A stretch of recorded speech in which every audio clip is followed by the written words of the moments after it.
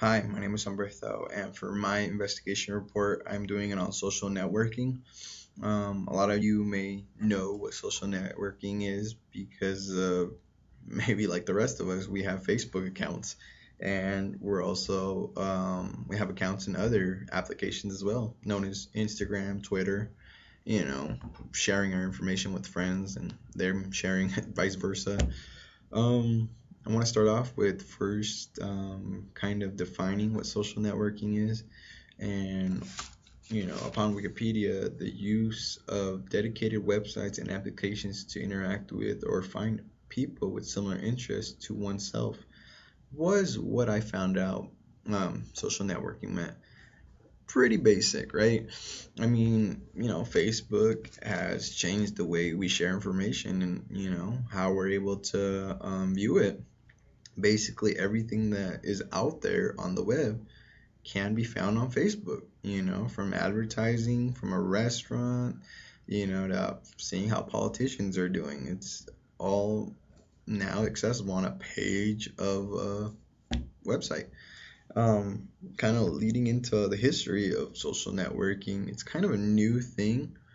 It hasn't really been out as long as, a lot of people have expected it to. Back when I was in, second grade, my, social interaction was pen paling. I mean, I had my classmates, but pen pal was one of the main things that we used to interact with other students around the school.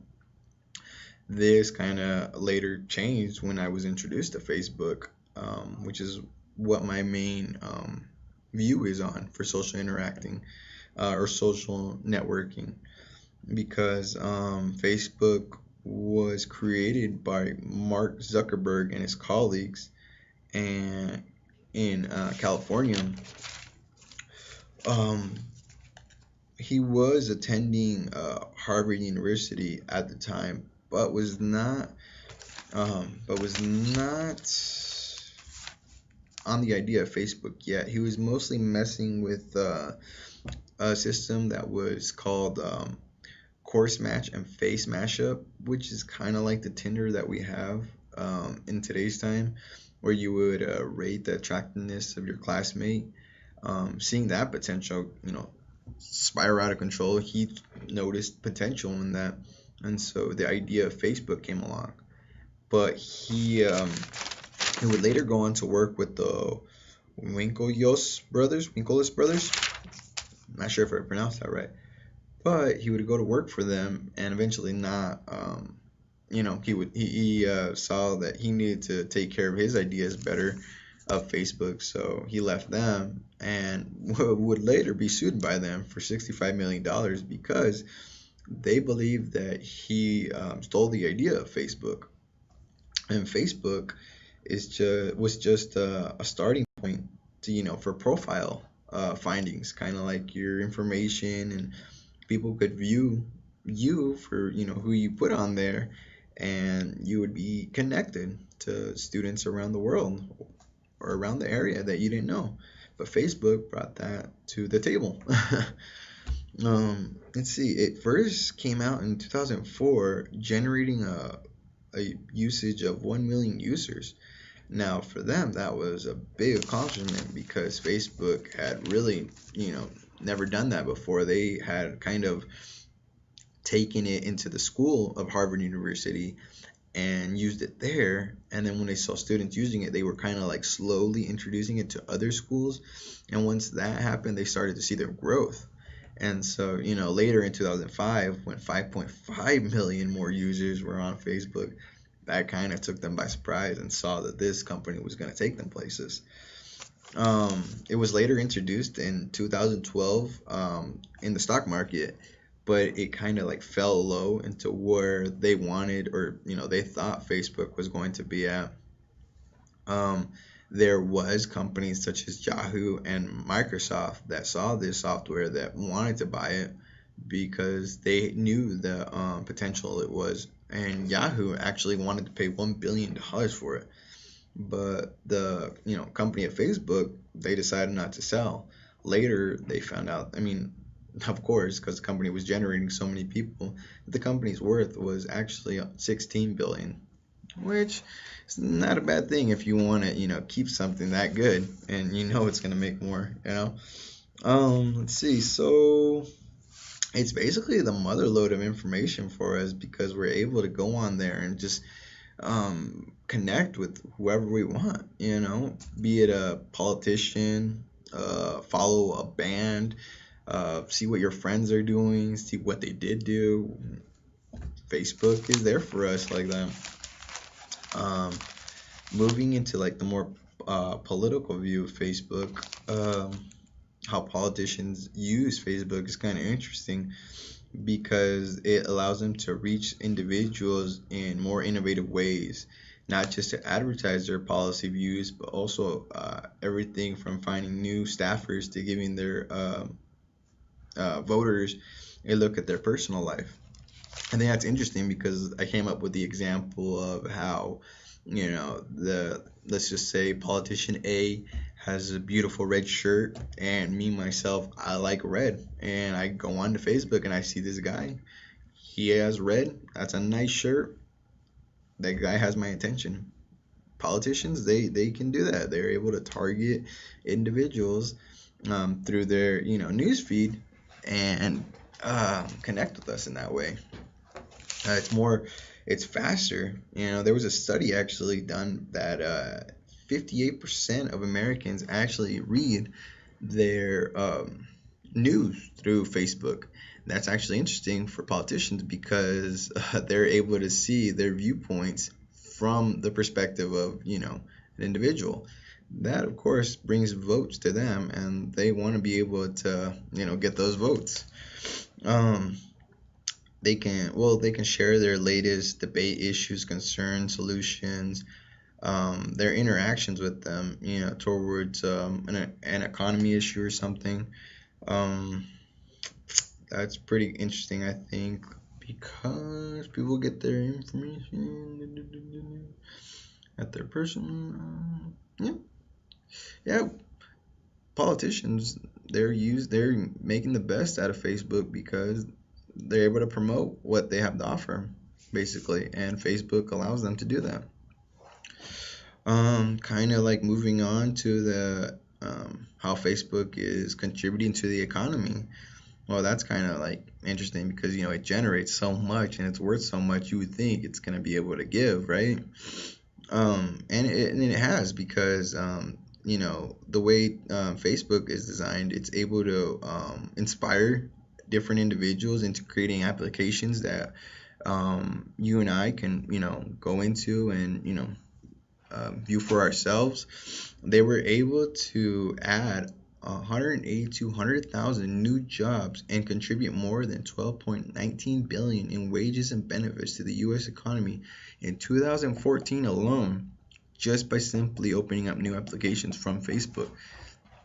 Um, let's see, and they were able to also open up 53,000 new jobs in software companies, which is pretty cool because I mean, if you're into this new genre, you understand that technology is where everything's at nowadays. The quicker, the faster we're able to get it, the better it is for companies to make a fortune off of it. It's it's the catalyst for economic activity in an ecosystem composed of markets and app developers. That is so true. Creates job opportunities, continues to employ the U.S. and outside the U.S. as well too, because Facebook is open globally. So it's just able to generate so many new opportunities and jobs for a lot of people. Um, Kind of like moving to the spiritual side of or dimension of Facebook. I think that's kind of cool because as society sees us, we're a time of sharing information, and Facebook is our provider. We can share information to anyone at any time and get feedback or just make ourselves heard for anything, for any issue. And I think that's kind of cool because Facebook actually allows us to connect with our community. in that kind of way. And spiritually, for one to be able to express himself um, through a software program, it's amazing, you know. Let's see. The future of Facebook is going to continue to grow, and the way we view social networking now is definitely going to change because the information that we're able to provide is going to be a lot faster than we are now.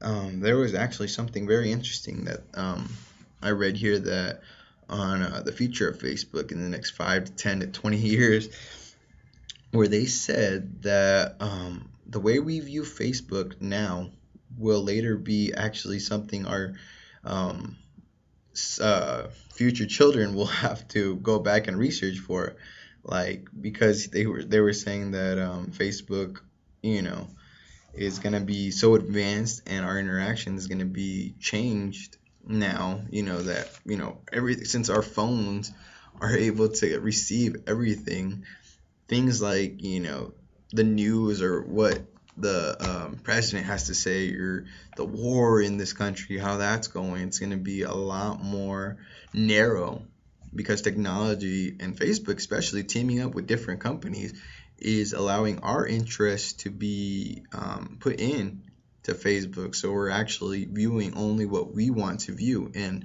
filtering out everything else. And for the future, it looks like Facebook is going to change a lot of that, a lot of our information. Um, I also read that they were working with a virtual reality headset. Now, this is an idea that there's still, a lot of, speculation going about, kind of like the Google Glass, but with more of a kind of like, what do you call those things? Um, a fanny pack for your face, basically. And it allows someone that wanted to take a trip to Italy but can't afford to pay to take a trip to Italy but virtually, kind of interfering with our reality and kind of looking into the software, web. But just like anything else that can alter our perspective, um, it's going to be an interesting development for them. um, let's see.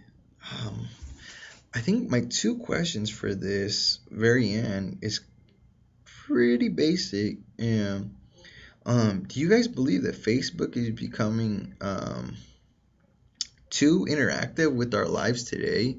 And how do you think that will change the way we live now, 5 years from now? The second question is, are we as a society allowing Facebook to become more um, of our social survivor for connecting with people, or do you think Facebook is kind of just like leading us into believing that everything is what it seems to be? I guess maybe I should restate that last question. Do you think Facebook promotes the news or news feed accurately to people's opinion? Um, that seems to sum up my investigation report. I think that was pretty good. Social networking is kind of it's a new thing, so it was kind of interesting to go into and research.